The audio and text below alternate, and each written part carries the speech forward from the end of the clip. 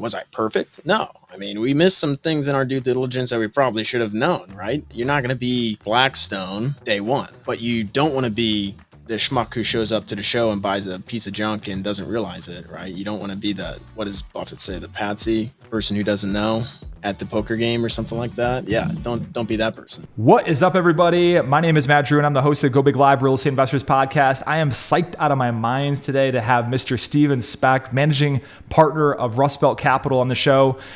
Steven's company is focused on multifamily apartment deals and also creating perpetual multi-generational wealth. He is in a former Rust Belt area, so him and I actually share some commonality in terms of really the revitalization factor in terms of what we can do and what we do to do well and do good. So, Steven, thanks so much for being on the show, man. I appreciate it. Yeah, man. Thanks for having me on. Happy to be here. Excited to talk. So before we get into your origin story, Steven, I forgot to ask you this, what's the meaning behind Rust Belt Capital? Well, the meaning behind Rust Belt Capital, we're from the Rust Belt.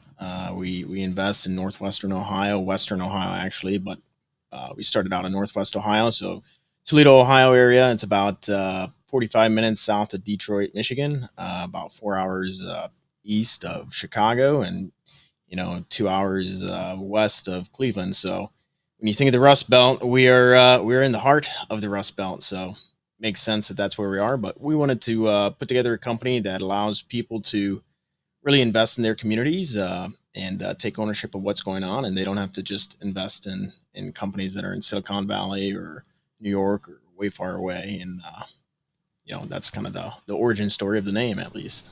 Absolutely. Yeah. I take exception, and I'm offended when people, talk crap about the, our Rust Belt communities, that sort of thing. There's a tremendous amount of opportunity that exists within our communities. So if you're listening out there that are in primary markets, don't sleep on us.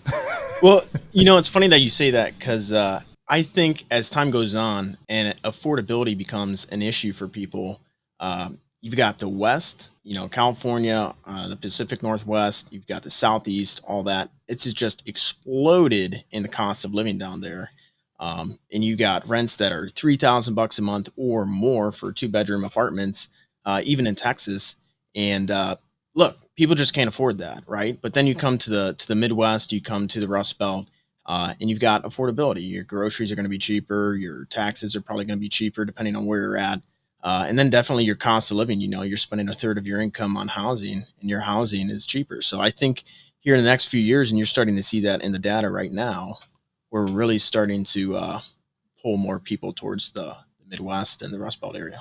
Yeah, and abundant access to fresh water in some of our parts too, which is something that cannot be overstated. Yeah, it's definitely a very good area, and I think it's going to be up and coming. There's everything going our way, I would say. Oh, excellent. Well, Steven, let's get into it, man. You were born, now you're here. What happened in between? Yeah, so long story short, the synopsis of my life to this point is I was born in Northwest Ohio. I grew up on a farm, a family farm. We farm just under 1,000 acres. We grow corn, wheat, soybeans, and cattle. So that's a commodity business, low margin business. Grew up around, low margins and managing money, managing business like that. Seen my family do it for generations. And I thought I was going to get into it. I thought I was going to be a commodity trader or something like that. Went to Ohio State to get a degree and then get back into the ag market. And somewhere along the lines, I realized, hey, you can't make great money in commodities, or it's hard because it's low margin. So I started looking for other opportunities, and along the way, I discovered investing, started studying that, and then I studied obviously Warren Buffett. I think anybody who gets into investing studies that, and you'll come across Warren Buffett's formula is good assets, leverage, and time. So if you just invest in the stock market, even if you're the best of the best stock pickers, you can't take advantage of leverage, because you're going to get a margin call at some point in time doing that. So you got to look for something that's outside of that. And that led me to real estate because it's a simple business. You can use leverage. It's easily understood, easy to put values behind. Um, and that's kind of what led me into real estate. So, how'd you get your first jump into it? I mean, I know that the subject of the show is go big, and we're going to talk about your first, exactly how you did your first larger deal. But how did you get your start, like with your first deal? Yeah. So the very first deal that I ever did, it actually was a one bedroom, or not a one bedroom. It was a one unit property, right? It was just a single family rental, and it wasn't actually what I was looking for. I had been investing in the stock market before then, and really good at analyzing investments and making quite a bit of money. But I knew I needed to get to something that I could get leverage behind. Um, and so I started studying that. And originally I was thinking maybe I'll buy a 4 unit or something like that. And I'd been looking for 6 or 8 months, and I just kept my head up. And all of a sudden, right place, right time. I was at an auction supporting my roommate in college. He was buying a farm, and the farm had a farmhouse on it. I ended up buying it because nobody else was bidding on it. I bought it real cheap, and I was making money, and that was how I got thrust into the real estate scene. So it's really just being right place, right time, and knowing that that's what you want to do. You got to know that you want to do that, and then keep your head up, and you'll find an opportunity, and then just you got to pull the trigger when it comes up. Yeah, Stephen, I think that you and I share some commonality. A lot of people that get into the real estate investing business, started with, being inspired by Robert Kiyosaki. And that wasn't my case. I got inspired by Warren Buffett first and the whole Warren Buffett story. And if you're watching this or listening to this and you haven't read The Snowball, it's a thick book, but it is an amazing account of really the foundation of Warren Buffett and Berkshire Hathaway. So I guess what came first for you? I mean, were you thinking about the same path that I was thinking of? Is my obsession was with stocks because I saw, the Wolf of Wall Street wasn't a thing, but Wall Street with Michael Douglas and Gordon Gekko was the first thing. I was like, damn, if you want to be filthy rich, you got to be one of these Wall Street guys and chomp on cigars and, be a good rapacious capitalist and stuff like that. But kind of tell me about where you're sort of from a psychological standpoint in terms of the evolution of you as an investor, because it sounds like you were maybe investing in stocks first and then, you kind of how does that parlay in between those two worlds? Yeah, so definitely the Hollywood version of investing and trading and stuff like that. That definitely, when I was younger, that's definitely something that I thought of as well. I had a couple internship opportunities in university. I went and worked as a futures broker, so that's a commodities broker out in Chicago for a brokerage firm out there. And then I worked in physical commodity trading in Kansas City for a little bit as an intern out there. And you learn that while there might be a little bit of correlation to what they say in Hollywood, that's not exactly how it is. And really, I wanted to pivot away from commodities and get into, true investing. And so that's where you get into the stock market. And you start reading and reading and reading, and you start learning stuff about that. And I think people get into the stock market because it's the easiest to access at first, right? You can open up a Fidelity brokerage account or a Schwab brokerage account, or for me back in the day, I think it was TD Ameritrade.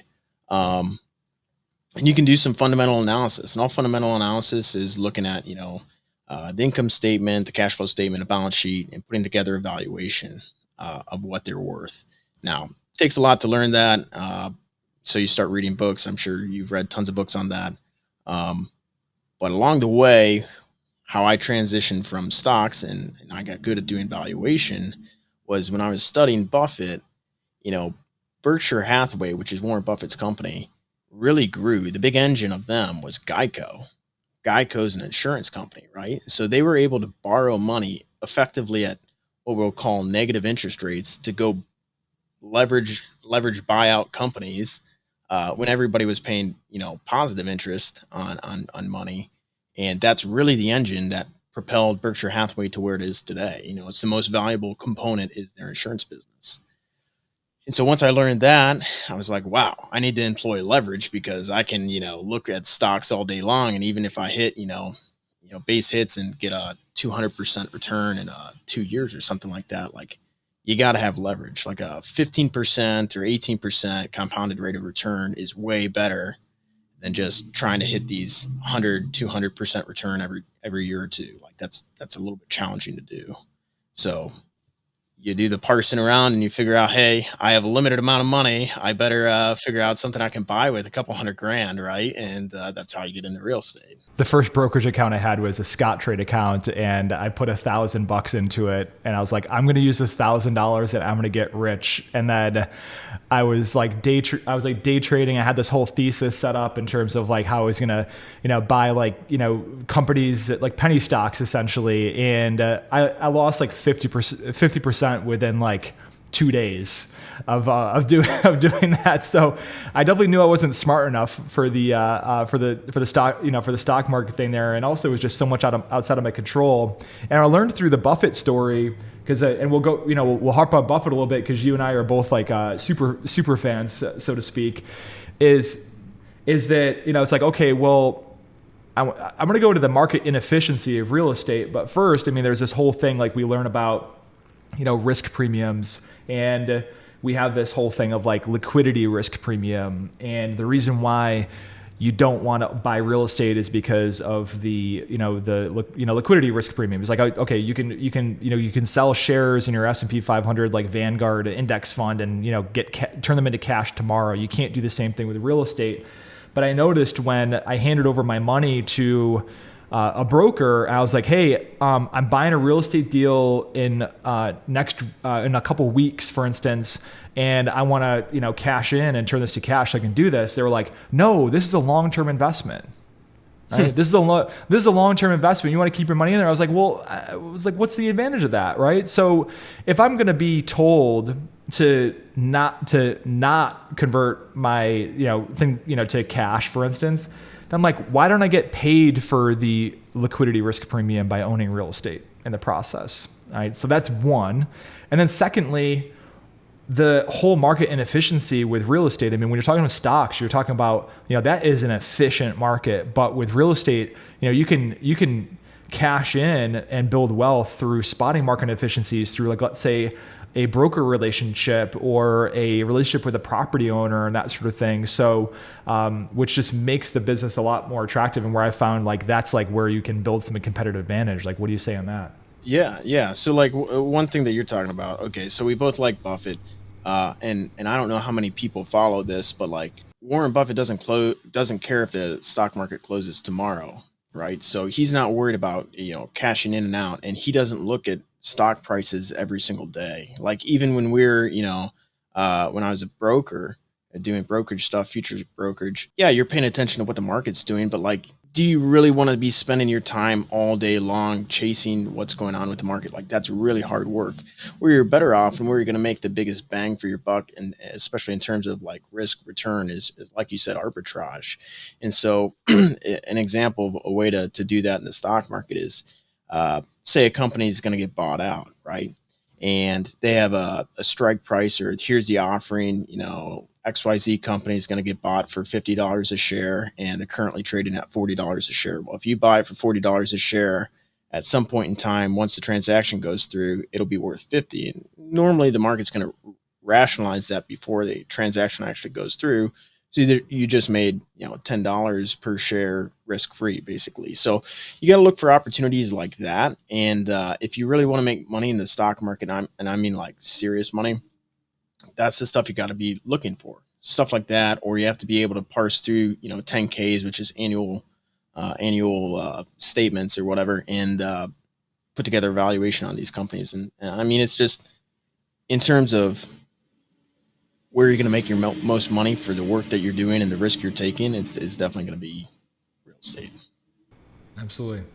So let's fast forward a little bit. Stephen, this show is about talking about how our guests went big and did their first bigger deal. It was bigger for them at the time. So before we get into that story and that case study, what was your seminal moment in terms of, I don't know, maybe you had a couple of investment properties. You're like, I don't know, man, like this just isn't moving the needle in terms of me achieving my goals. Like, tell me about that moment in terms of like where you started, like, I got to scale this thing up. Yeah. So, in terms of like moving the needle, okay, you start realizing that scale or the number of doors matters. And basically, it's once you just realize the math. So here's a great example of that. The first big property that I purchased, and I ended up purchasing it through Rust Belt Capital quite intentionally. It was 64 units, but let's take 60 units. When I did the math, I realized that okay, if I can raise the rents on 60 units by $100 a month across the board, that's going to increase my cash flow to the point that I can divide it by that's $6,000 a month. That's $72,000 a year in terms of new cash flow.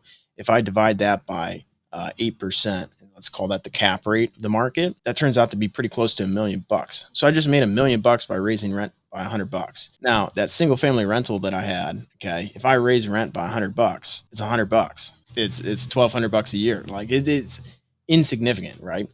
So once I realized the math in the terms of leverage, that's like the light bulb moment going off, right? And so that's where I really highly encourage people to try and get into the more doors the better. And honestly, the probably the best bang for your buck if you're actually searching for properties is going to be anywhere from like 10 units to like 30 units. The reason I'd say 10 units to 30 units is because most people don't think about going and buying 10 units. They think it's too big for them, and so they get scared away by that. And the people like us, or at least like what us at Rust Belt Capital, like we don't look at 30 unit properties. I've had plenty of them sent to me, and I don't take a look at it. Our buy box is 50 to 150 units. 'Cause anything below 50 is too much work for not enough gain for us. But if you can figure out a way to build a relationship with somebody to get that 30 unit property, you're going to make a lot of money there because the competition on it's a lot lower. So it's easier to buy, in my opinion.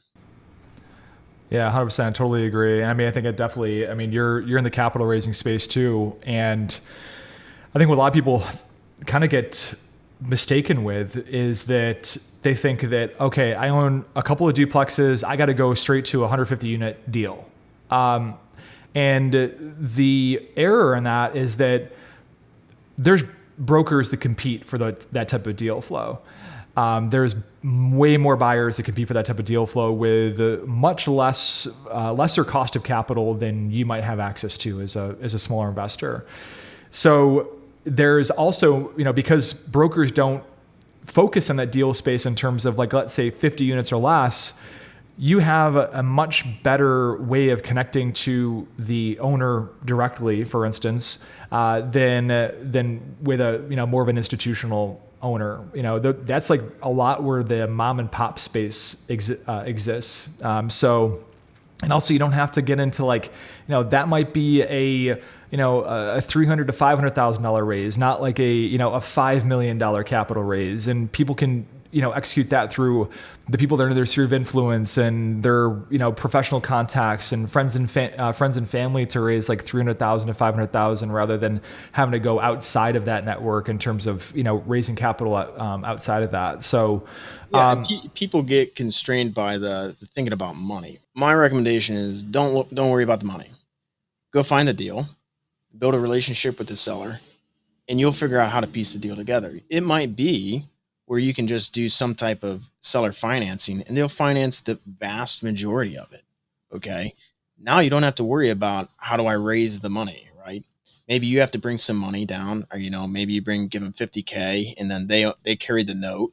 Okay. And if you default at any point in time, they get the property back. So, you go call them up. Hey, Mr. Landlord, I'd like to buy your property. He's like, man, I've been working this thing for so long. I really don't want to, I'm tired of dealing with the tenants. I'm 70 years old. I want to, go to the beach and whatever. And, I don't want to have to work this property. Okay, great. I'll work it for you and I'll figure out a way to get a liquidity event for you. I just need, here's what I'll propose to you. I'll give you, say it's a 25 unit property. I'll give you 50,000 or 100,000 down. Okay. That's my deposit. You carry the note at 5% interest only for 5 years with 2-year extensions after that. And I'll pay you every month. And if I am late one time you take the property back in, keep the deposit, keep the 100,000, whatever, no problem. And you figure out how to negotiate that deal. Now, why do I say 5 years? Okay, well, your job is to then come in and figure out how can I raise the rents enough over 5 years that I can then go to the bank, borrow all the money for the property from the bank, pay this guy off in 5 years, but you have two 2 year extensions or one 2 year extension. So really you have a 7 year runway to do this. Okay. You're paying him interest only. Okay. So it's like he's not, having to worry about the amortization factor, and your debt cost is lower. So it's easier to pay the note.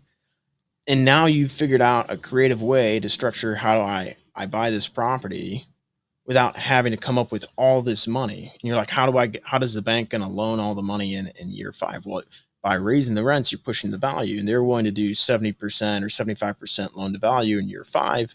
Well, you've increased the value of the property by over 25%. So now you're in the money. They'll happily loan you it.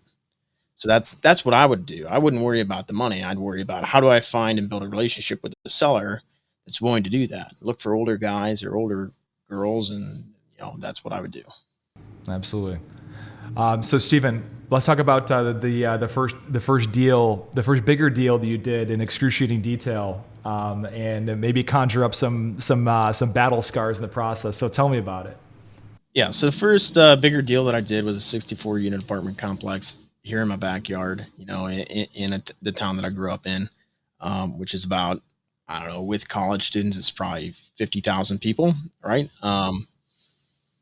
Now, the interesting story on this is I saw the property sell. It was sold at auction a year before we actually went under contract and bought the property. And I saw it sell. I got the P&L, I got all the financial information on it, and I'm sitting there and I'm thinking, man, I don't have the money liquid today to put down to buy this. I mean, if I liquidated everything, I could probably, make it work, but I didn't want to do that. I should have done it, but I didn't. But I'm sitting there and I'm watching it sell, and it sells, and I'm calculating numbers, and I'm like, dude, that's a no brainer to go and buy this thing. I'm like, dang it. Well, like I wish there was a way that I could figure out how to buy this thing. And so a year goes by, and then all of a sudden I hear that the property's, going to be sold again. That the last time it fell out of contract or whatever. And I had all the numbers, all the financials, so I could, piece things together real quick. Here's the real value of it. Here's what, blah, blah, blah, blah, blah. And I'm like, okay, I can come up with like easily 50% or 45% of the cash that I need in order to do this deal. Who do I know? What's one person I know that, will take a call from me and that has the money for the other 45 or 50% that I need? And so that's where I thought of Nate. He's my partner. Called him up. He said, okay, we'll grab lunch. And I'm like, hey, by the way, we probably should we should grab lunch today because this is going to move quickly. And so he got lunch with me, looked at the numbers. He said he'll look it over that night. He calls me back and says, okay, let's do it. And I'm like, hey, why don't we actually turn this into a syndication? So if everything goes well, we can do another deal and another deal. And we're not constrained just by the cash that we have. We can raise money from other people. We can put our own money into these deals, and we can help out, our friends, their family, people that we know, like, and trust. And so that was, he said, okay. And within 3 days, we had all the money that we needed for the property. We had the property under contract. And I think we closed 30 days ahead of schedule on this property. And, it was a pretty big learning experience because we didn't do due diligence probably the way we should have, because I don't know, I've never bought a property that big at that point. But the notes that I would have is like, you want to know everything about the property before you buy it, even better than what the seller knows, right? So the seller maybe doesn't know everything that they should know when they're selling a property because maybe they're not paying attention to it like they should. But what you need to do is, check all the mechanicals, walk every single unit, check all the roofs, obviously, check all the windows, go in the crawl spaces or basements, check the foundations. And you're just trying to know exactly what's going on so that you have information. And then once you have information, you can decide what you want to do with it. It might be 100% okay, or there's probably something, especially if it's an older property, there's probably something, right, that isn't right. And then you can decide, is this something that I say, hey, we need to work on, or is this something that, okay, it goes with the territory? Like roofs, Look, if you're buying something that was built in the '90s, it probably needs new roofs. Okay, so don't go ask for that. But really, you're just trying to you're trying to become the expert on this property before you actually buy the property. So, I mean, that's how we acquired the first property. We still own it today. I think we're up 125 bucks or more per unit per month. So, like I said in that first example, we're probably up about 1 million, hopefully. So yeah, that was the first property, 64 units. So let's rewind the clock a little bit in terms of, it sounds like you were in an auction, you became familiar with this property. I mean, were you just watching this thing every single day, or like how did you find out about it being available again and being an opportunity that you could take down? So, yeah, that's a good question. I first of all, I knew that I wanted to do the real estate game, right? I knew that that was the investment, vehicle or boat that I wanted to get into. And I knew that because 3 years before, every week, every other day, I was underwriting 4 or 5 different properties. And I'd find these properties, I'd go on realtor.com, find these different towns around me. I'd figure out what their rents were. I'd figure out what their selling price is. And then I'd do the calculations on the numbers, back of the napkin. Here's top line. Here's operating expenses. Here's your NOI. Here's your mortgage. Here's what you'd actually make. And I encourage, if you're going to get into this game, do that for like 6 or 8 months. Now it's hard to find things to look at right now on just realtor.com. But you go on LoopNet, go on Crexy, you go on all these free resources, and all you're doing is just practicing. You put it in reps. So I did that for probably 3 years, and then I saw this property at that auction. But I got constrained in my thinking by the whole I don't have the money liquid to do it today. And that stopped me from buying it when I should have bought it initially. Um, and then I was building a relationship with bankers, brokers, all these people, and that's how I heard about it the second time around was through that relationships, and I was able to capitalize on all that work that I had done for 3 years. Sounds easy. So where did this relationship come that made you aware of the opportunity again? Was this a broker that you had built a relationship with over time? It was through that network. I don't want to get into too many details on all of that, but yeah, it was through that network. I mean, when you're looking for properties, I mean, especially now. Okay, so in the market that we're in right now, there's people who are struggling with their making their payments. The commercial works like this. It's not a 30-year amortization where it's fixed for 30 years. It might be 30-year amortization, but it might only be fixed for 5 years. Well, every 5 years, the rate changes. So if they had a 3% rate, it's now going to 8%. Well, 3% and 8% make it a way different calculation. And so they might not really want to own this property anymore. And they'll kind of let their bankers know ahead of time. So talk to the bankers because you'll be able to find properties now that are potentially distressed. Now you probably especially find them in the Sun Belt or areas like that. Might be a little bit more challenging to find them in the Rust Belt area or the Midwest, but they still do exist. So talk to those people, talk to brokers. Some brokers are way better than others. So you need to learn how to talk to them, learn the lingo, learn what cap rates are, learn what NOI is, stuff like that. And this is especially important when you're getting above, 10 units. How did Nate come into your life? Was he a complete stranger, and then it was just a guy you're like, oh, this guy, I think he has some money. Let me hit him up. Tell me about that. I knew Nate because Nate actually coached me in football back in high school. And he went to the same high school that I did. And then he went and played football for Cornell. And then he went and got a law degree from the University of Toledo and was getting involved in his, back in the community here. And volunteered to coach. And we stayed in contact after high school and through college and a couple of years out of college. And I knew he owned real estate, on quite a few rentals. And then I'm like, okay, obviously he probably is interested in rentals. So let's see if he's interested in this. This is better than single families, right? And thankfully he was. So that's how I knew to give him a call. He was number one because of that. So was this call coming out of left field, like to Nate, like, or were you communicating with him? Hey, I'm looking at bigger deals. If I hear something, would you be interested in hearing about it as well? Like, how did that sort of framework come up as well? Because one of the things I talk about it too is like it's sort of like changing your identity, changing your identity to your sphere of influence, and especially when you're looking to scale, a lot of investors are kind of just like, work inside of a closet with this side hustle called real estate, and nobody knows about it in their sphere. So kind of like, tell me about that. Or was it basically just like, hey, I'm just gonna, was Nate like, geez, Steven, I had no idea you were looking at deals like this. Talk me through that.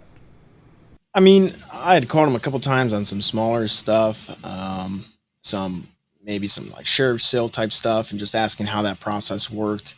But nothing of this size whatsoever. So, I mean, it probably was a little bit out of the blue, but still not like I haven't heard from you in 10 years and now you're just calling me up like what? So, yeah, I mean, just definitely stay in touch with people, and don't be afraid to let people know what you're doing, but make sure you've done the work, right? Like, this only worked because I'd spent 3 years before, or 4 years before, however many years it was, running numbers, looking at properties, and being very educated on what I'm doing. Was I perfect? No. I mean, we missed some things in our due diligence that we probably should have known, right? But you're not gonna be, Blackstone day one, okay?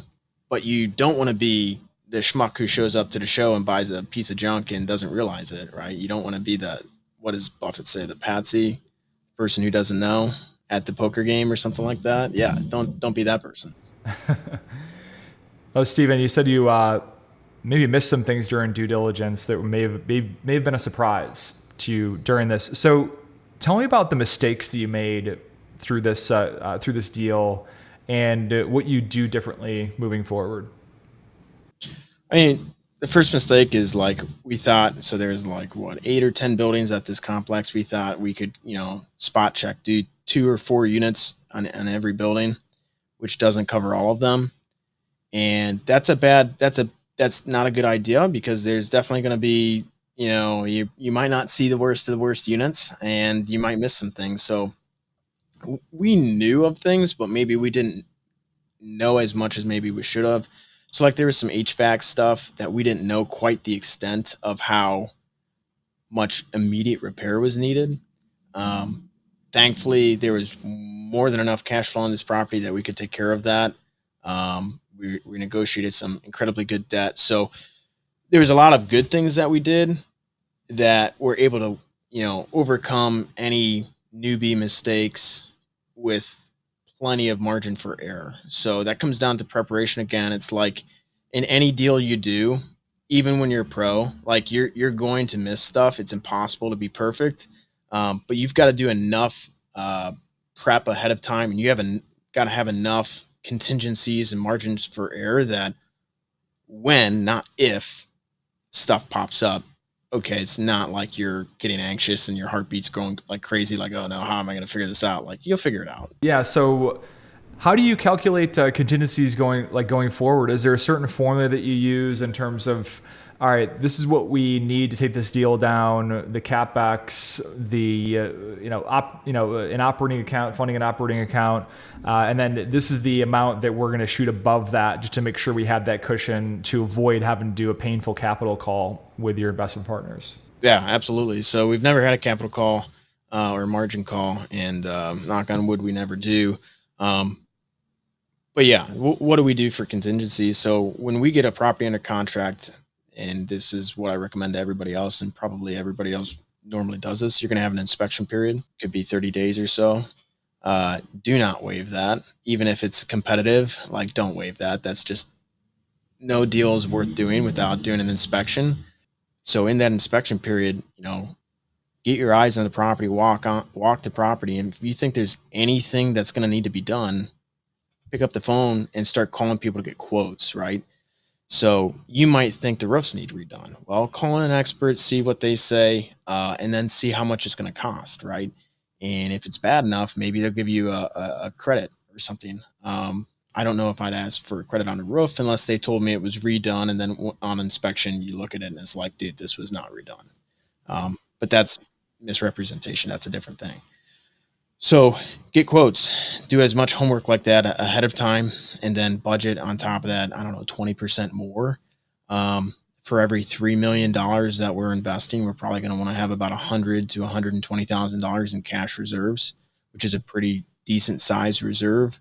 That's in addition to CapEx. So we're not going to just have 120 and say, oh, we're going to fund all of our CapEx out of, cash flow.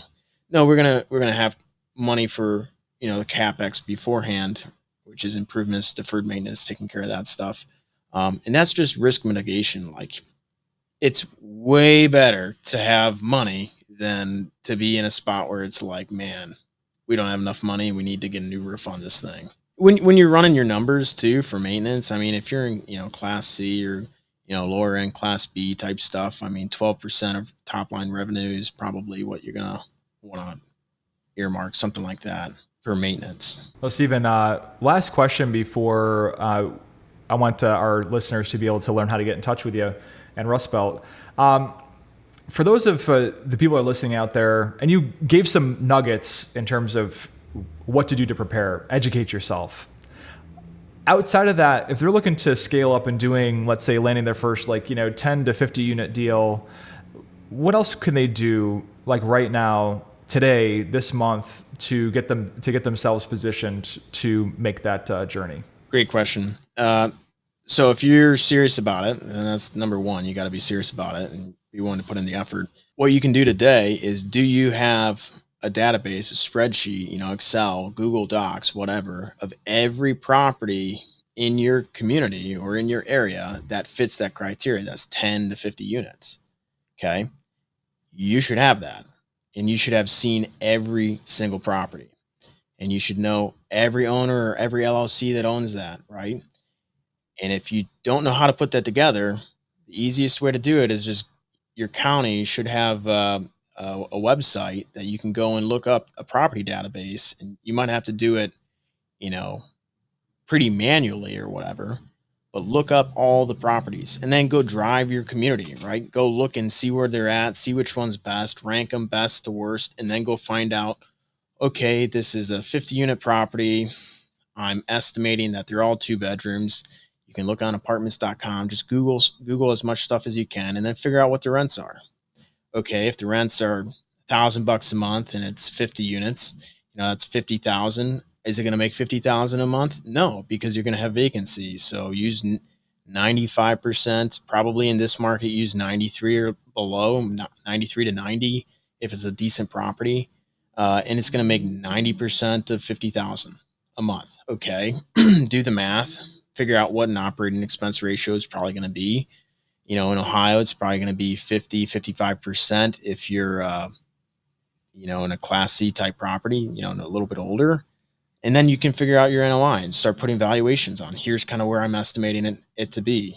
That's going to help you become, in the top 2% of people in your area of knowing the real estate and what the values are and where they are. And then when you talk to brokers, you'll probably be way more in touch than they are. And then you're a legitimate source. And maybe it takes you a couple days to do that, but that's step one, do that stuff. And yeah, that formula too is figure out your top line, 90% of whatever you think the rents are. And then take 50% of that for expenses, and that's your NOI. And then divide that by cap rate. If you're in a average market, in the Midwest, it's probably somewhere around anywhere from 7 to 8. Maybe it's 6.5. If you're in Columbus, Ohio, it's probably 6. Okay. It might be lower than that if you're in a really nice area, but that's how you get your start. Just figure out how to run the numbers. Excellent, Stephen. Well, thank you so much for being generous with your time. So for listeners want to learn more about you and Nate and Rust Belt Capital, what's the best way to get in touch with you? Yeah, best way to get in touch with us is go to our website, www.rustbeltcapital.com. They have all of our information on there. We've got tons of educational videos and stuff. Nate and I talking to different people. You can listen to us have conversations with bankers, brokers, investors, insurance agents. You can, shadow us basically on that website. Then you can get on our email list. It's in the footer of our website, or you can email investor@rustbeltcapital.com and we'll get you on there. Excellent. Stephen, thanks so much for coming on the show. And you provided a ton of value and actionable advice on here. So if you're listening or watching this right now, definitely check out their YouTube as well as their website. They have a lot of educational content there. Also, my YouTube channel is Matt M. Drouin. That's MattMDrouin on YouTube as well. I have a lot of long form educational content. It's where we actually host these shows, as well as a lot of other stuff in terms of industry experts we bring on our YouTube channel as well to provide that value on your journey of going bigger. So, Stephen, thanks again for being on, and we'll talk soon, I'm sure. Yes, Matt, thanks for having me.